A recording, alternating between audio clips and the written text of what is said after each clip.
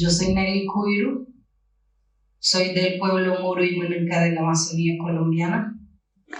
Mi nombre tradicional es Moni Yelmo, que quiere decir árbol de la vida y de la abundancia.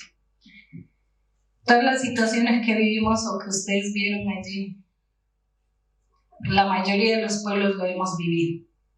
Yo vengo de un territorio donde fue explotado el tiempo de la cauchería. Allí está el territorio, el famoso holocausto cauchero, donde padecieron muchos pueblos indígenas, decenas de pueblos indígenas, niños, jóvenes.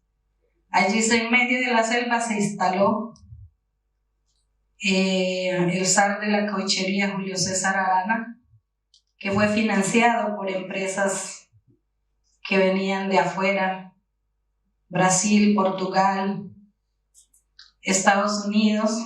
Allí estaba involucrado la Ford, mientras otros andaban en sus carros de lujo. En ese momento otros perecían en la selva amazónica. Eso fue el genocidio después de la colonización más grande que tuvo Colombia. Todos nuestros ancestros perecieron allí, más sin embargo, como en el primer corto que vimos, allí llegó lo que fue la colonización, pero también llegó la evangelización. La mayoría de las comunidades indígenas o clanes que llamábamos fueron llevados, muchos quedaron huérfanos.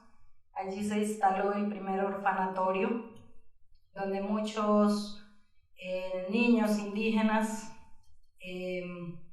fueron huérfanos y llevados a ese orfanatorio que cuenta mi padre que era como una película de terror. Allí los curas maltrataron de alguna manera a los jóvenes, se les tiraba el banano, la fariña, y el niño que se lanzaba y más cogía era el que comía. Entonces esa es la situación que vivimos la mayoría de los pueblos desde que conocemos al llegar algunos hermanos que no eran de nuestros territorios. De alguna manera, como lo decían, generaron una necesidad, llevándonos objetos que para nosotros eran valiosos también en su momento, pero que nos generaban una necesidad y nos fueron endeudando, y cuando ya nos resistimos, pues terminaron de la peor manera. De hecho, aquí en España hay una historia muy importante de todo lo que sucedió allí en el territorio, porque fueron los capuchinos los que llegaron primero a nuestros territorios. Y todavía tenemos algunas estatuas de curas catalanes en nuestro territorio también, los que llegaron en ese momento. Sin embargo, la resistencia nuestra continúa. Seguramente si eso no hubiera sucedido, una mujer como yo no estaría parada en este momento aquí frente a ustedes, de alguna manera resistiendo, como ayer lo vimos en el cortometraje, mujeres que nos ha tocado dejar nuestros territorios, salir, digamos, de una manera dura para nosotros poder bañarnos en un río grande y luego llegar, bañarnos en un cuarto. O sea, en un cuartito donde un chorrito de agua caía era difícil. La comida, todas las situaciones fueron muy difíciles para poder adaptarnos a ese otro mundo. Ahora vivimos entre dos mundos, pero seguimos luchando desde diferentes formas, ¿no? Y una de nuestras luchas precisamente es la apropiación de la comunicación o de las herramientas comunicativas y de las tecnologías precisamente para mostrar lo bonito que tenemos, porque los pueblos tenemos, a pesar de todas estas situaciones que hemos vivido, tenemos historias maravillosas, historias de nuestros territorios al sumergirnos allí en la selva amazónica, ¿no? Sin embargo, esta situación que viven nuestros hermanos mayas es lo que pronto vamos a volver a vivir en nuestro territorio amazónico. Ustedes han escuchado mucho hablar de la Amazonía continental, pero no solamente está la Amazonía, están las montañas, están los ríos, están los desiertos, que también allí viven nuestros hermanos, de pronto no indígenas, también campesinos, que viven en poblaciones que llaman minoritarias, pero que han vivido muchísimos años allá. Pero creo que aquí hablamos del cambio climático, como decía ayer mi compañero Maya. Por un lado hablamos de cuidar el medio ambiente, pero sin embargo, por otro lado, estamos generando esas necesidades que pronto nos van a llevar a otro tema como la cauchería, que es el tema de los bonos de carbono. Va a generar problemas sociales mucho más grandes de lo que tenemos nosotros, los pueblos indígenas, porque se nos está creando la necesidad también de lo económico, ¿no? Y no solo eso, va a haber luchas territoriales y otras vamos a caer, pero yo creo que como siempre lo hemos hecho, vamos a seguir luchando. Algunos líderes, como ayer lo veíamos también, muchas veces dicen, no, esto es lo mejor para nuestro pueblo, este es el desarrollo que necesita nuestro pueblo. Pero eso no es la realidad, eso no es importante. Muchos pueblos han perecido por culpa de lo que tenemos, entre comillas, porque no es culpable. La naturaleza, como decía mi padre, todo tiene un equilibrio. El territorio es como nosotros, tiene su corazón, tiene donde fluye su sangre, el petróleo. Cuando ella se extrae, poco a poco se debilita, ¿no? Pero no somos conscientes realmente de lo que estamos causando nosotros mismos como seres humanos. Y creo que de alguna manera llegaremos a aquella historia que contaba mi padre cuando éramos muy chiquitas, y hasta hace poco cogí una radiograbadora y grabé, cuando él nos decía, esto que está pasando ya había pasado en el pasado ya hubo otro mundo donde había seres humanos, donde había animales grandes, donde había especies, pero que desapareció. Tuvimos la oportunidad de estar nuevamente aquí, pero estamos yendo en el mismo camino, ¿no?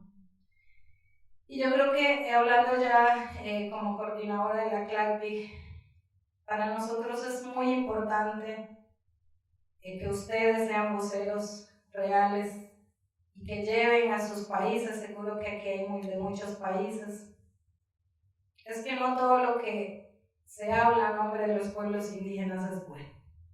Hay muchas organizaciones que están hablando a nombre de los pueblos indígenas, pero que llevan procesos a nuestros territorios que no nos van a generar beneficio, sino todo lo contrario. Entonces, yo sí quiero que por lo menos el tema, una de las luchas políticas que nosotros llevamos es la apropiación de estas herramientas tecnológicas, la comunicación, el cine, un poco para fortalecer esa comunicación propia que tenemos nosotros como pueblos. Y si no tuviéramos esas herramientas, o no hubiéramos aprendido a manejar esas herramientas, pues no hubiéramos estado viendo estas historias que suceden en los territorios, ¿no? Ayer vimos una en Brasil, hoy vimos de los compañeros del otro lado del mundo, vimos a los compañeros mayas contar las realidades que suceden. Entonces, yo creo que es un momento de sentarnos a pensar también si lo que estamos haciendo realmente está bien. Hay que instar a los gobiernos también, porque la responsabilidad también es de los gobiernos de turno. Tienen que reconocer las diversidades territoriales, tienen que reconocer las diversidades culturales que hay. Hoy hablamos con unos compañeros de acá mismo, que cuando no se reconoce esa diversidad es cuando empiezan las disputas, ¿no? no, es que nosotros queremos ser diferente, querer estar en nuestro territorio, hablar nuestra lengua, pero no, ustedes tienen que ser iguales, todos tenemos que pensar igual. Y creo que eso es uno de los problemas que tenemos también que instar a los gobiernos. El reconocimiento de la diversidad cultural, el respeto a los territorios. Porque cuando no se respeta el territorio, pues lo mercantilizamos y es lo que sucede, lo que acabamos de ver. Desalojo, muerte, y no solamente muerte para los pueblos, es para todos. Allí están contaminando un río bastante grande. No es solo ese pedacito que se va a contaminar, sino todo. Creo que este es un espacio muy importante. La CLAC es precisamente es la coordinadora más importante de comunicación que tiene Latinoamérica, con aliados importantes, como le decía ayer el compañero Ferran, y luchamos precisamente para la apropiación y el fortalecimiento de la comunicación propia, porque los pueblos tenemos una manera también de manejar ese equilibrio en el cosmos, que con todas esas cosas que está sucediendo, pues también se viene olvidando. Como decía ahorita el primer cortometraje, se nos va olvidando la lengua. En este momento pienso que las comunidades indígenas están en un momento transitorio muy vulnerable, donde no sabemos si vamos para allá o nos quedamos para allá, ¿no? ¿Nos quedamos aquí o qué hacemos? Hay muchos suicidios en las comunidades indígenas. Hace unos días precisamente con unos medios de comunicación, con El Tiempo de Colombia, con El País de España, con La Silla Vacía de Colombia hicimos una denuncia importante que muchas veces también nosotros como comunidades nos da un poco de vergüenza decir lo que está sucediendo, ¿no? El tema de los suicidios en comunidades indígenas que tienen más o menos 1000 habitantes y digamos que en los últimos 3 años 30 personas suicidadas. Eso es mucho para una población tan pequeña, ¿no?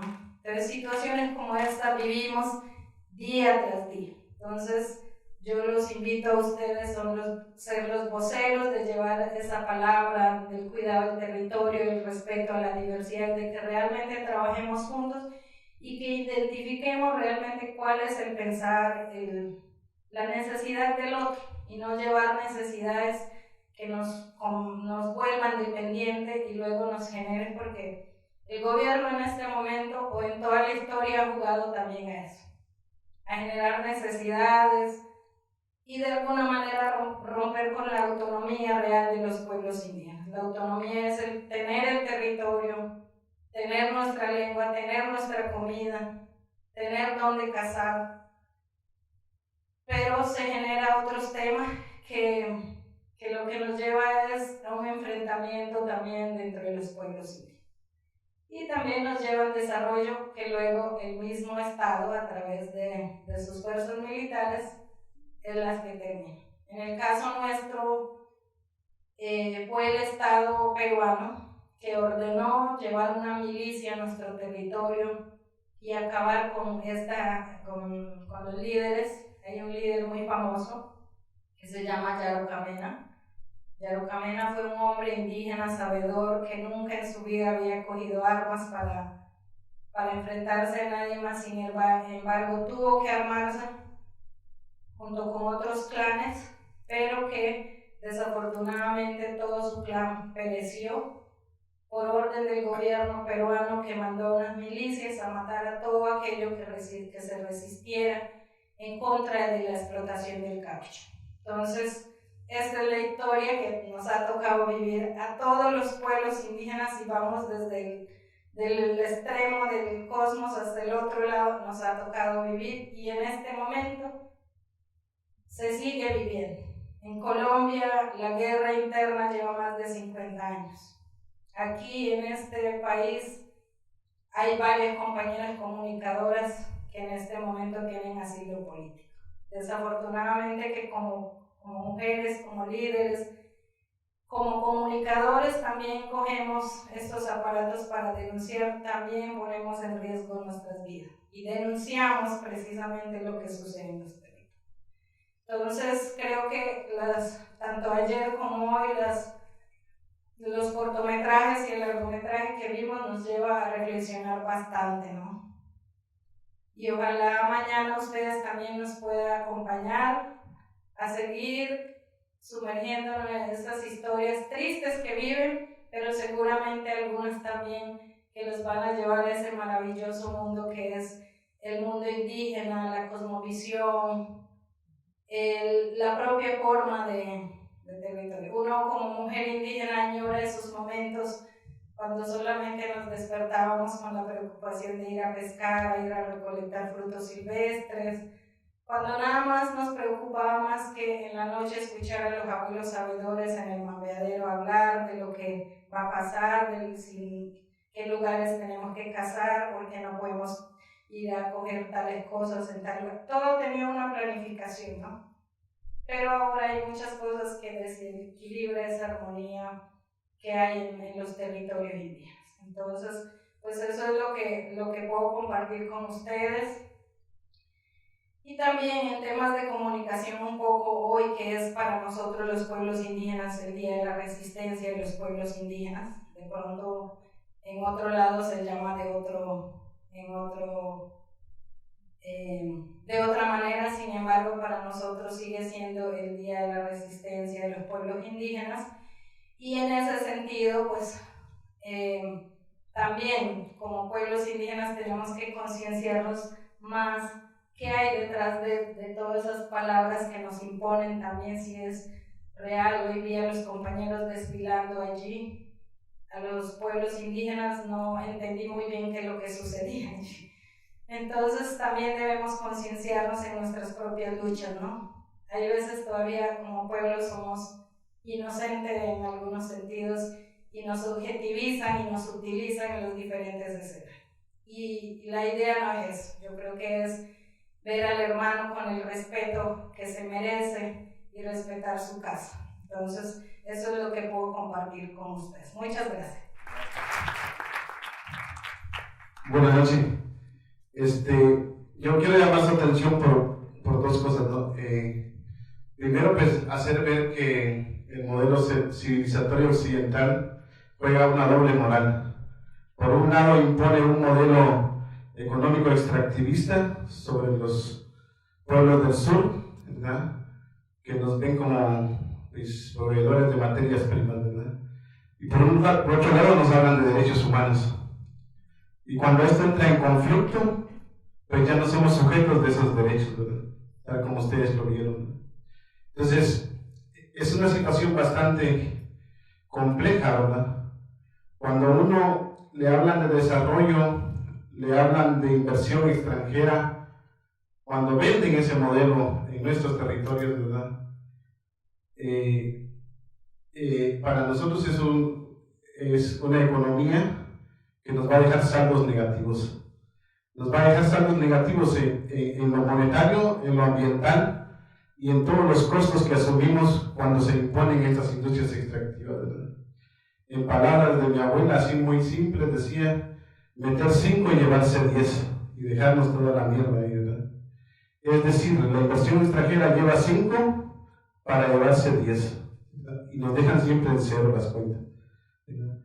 Y una inversión extranjera disfrazada, porque toda la maquinaria, todas las condiciones materiales que necesitan para extraer o para explotar los bienes naturales, no los producimos nosotros. La maquinaria va de Japón, de acá, o sea, no se invierte ya. Lo único que se invierte es un mínimo que es para la mano de obra no calificada, que es la más precaria, ¿verdad? Y de ahí, a partir de ahí, entonces, ese modelo no es viable, ¿verdad? Además de todas las consecuencias ambientales que dejan, como ustedes lo vieron en el caso de CGN Proinco, ¿verdad? Que ha dejado despoblado, desprotegido una serie de zonas de donde había bosque tropical o bosque subtropical, además de toda la lixiviación que se da hacia la cuenca del lago, ¿verdad? Por otro lado, entonces, fíjense que nosotros empezamos a hablar de derechos porque resulta que desde acá nos han enseñado a hablar de derechos. Nosotros siempre hemos existido porque siempre la igualdad en nuestros pueblos es algo nato, algo que está presente, ¿verdad? No hay exclusión y todo, ¿verdad? Desde la colonización se impone el racismo, se impone todo ese dominio de Occidente. Entonces pues nos llevaron a una condición de pueblos oprimidos, de pueblos pues bajo el dominio de Occidente, ¿no? Entonces parece ser que para lavarse un poco, pues bueno, démosle derechos, ¿no? Y nos enseñaron a hablar de derechos humanos, de derechos de los pueblos indígenas, de derechos de las mujeres, de la niñez. Pero resulta que cuando queremos ejercer esos derechos, no existimos, ¿verdad?, como sujetos políticos, ¿verdad? Porque lo vimos ahí. El derecho de consulta se debe hacer por principio de autodeterminación, es decir, porque así lo reconocen las normas y así lo reconocen los convenios, ¿verdad? El convenio 169, que es el que nos habla del derecho de consulta, establece que las comunidades indígenas y los pueblos indígenas tienen el derecho a la consulta de acuerdo a sus propias formas y normas. Es decir, el Estado no tiene nada que hacer ahí ni las empresas. Además debe ser previo, libre e informado. Es decir, antes que se dé una licencia, antes que se establezca una explotación, no ya cuando está establecido, ¿verdad? Entonces, eso se violentó. Lo violentó el Estado, lo violentó la empresa, lo violentan todos los actores económicos y políticos que permitieron que esa empresa se instalara, en el caso de CGN Proinco, ¿verdad? Pero cuando nosotros decimos, bueno, ya basta, y decimos, reconozcan nuestro derecho de consulta, reconozcan nuestro derecho a la autodeterminación, a decidir por nuestra propia forma de desarrollo, entonces, ¿cómo se atreven, verdad? ¿Cómo se atreven ustedes a retarnos, verdad? ¿Qué es lo que vimos ahí, verdad? Pues ahí ya no somos sujetos, ¿verdad? Ya no somos sujetos, ¿verdad? Y eso es por el carácter racista, por el carácter colonial, por el carácter criollo que han tenido esta construcción nuestros estados, ¿verdad? Porque los estados fueron construidos a partir de una clase dominante que les permitió ser una ciudadanía de primera categoría, y a los pobres, a los pueblos indígenas, se les da carácter de tercera o cuarta ciudadanía, una ciudadanía de tercera o cuarta clase, que lo único para existen es para ser mano de obra barata o para escoger a quienes ellos quieren que les votemos, pero no para decidir, no para definir las políticas de desarrollo, los modelos de desarrollo que queremos, ¿verdad? Entonces, eso es una reflexión grande que tenemos que hacer, porque si bien es cierto, nos damos la solidaridad de pueblos como catalanes, de pueblos vascos, que sin condiciones nos permiten desarrollar procesos de lucha y de resistencia en defensa de derechos humanos, en defensa de derechos de pueblos indígenas. Sin embargo, ¿verdad?, lo que ustedes ven ahí en el territorio que exhibe la mina es parte de ese conjunto del modelo extractivo que se ha instalado, porque del otro lado de la montaña ustedes van a encontrar las hidroeléctricas, Oshek, Renace, que les surten de energía eléctrica a esa planta que está ahí abajo, y donde hay responsabilidades de empresas españolas, ¿verdad?, de Florentino Pérez, de todos, ¿no? Y entonces hay que apelar a esa moral también aquí en su estado, ¿verdad?, de llamarle la atención de cómo las empresas europeas y españolas han contribuido a vulnerar derechos, que los bancos de desarrollo de Europa financian esos tipos de proyectos, ¿verdad? Hay que cerrar esos candados cuando se financian proyectos de muerte, proyectos de extracción, proyectos que violentan los derechos humanos, especialmente los derechos de los pueblos indígenas, ¿verdad? Entonces, para nosotros, pues, ¿verdad?, todavía no entendemos la lógica del desarrollo, ¿verdad?, porque tenemos una visión sagrada de la tierra, del territorio, ¿verdad?, que estamos subordinados a él, pues, ¿verdad? Entonces no concebimos un desarrollo donde haya que destruir la totalidad del bosque, donde haya que destruir todas las zonas de recarga hídrica, donde haya que tomar el agua y contaminarla totalmente. Eso no lo concebimos. No está en nuestra lógica, no está en nuestra forma de desarrollo material, porque hay una visión espiritual sobre eso. Entonces, eso es parte de las reflexiones que quiero dejar, no sé si muy corto, muy largo, pero bueno, es lo que puedo decir. Si hay alguna pregunta, algún comentario, pues con gusto podemos dialogar un poco más.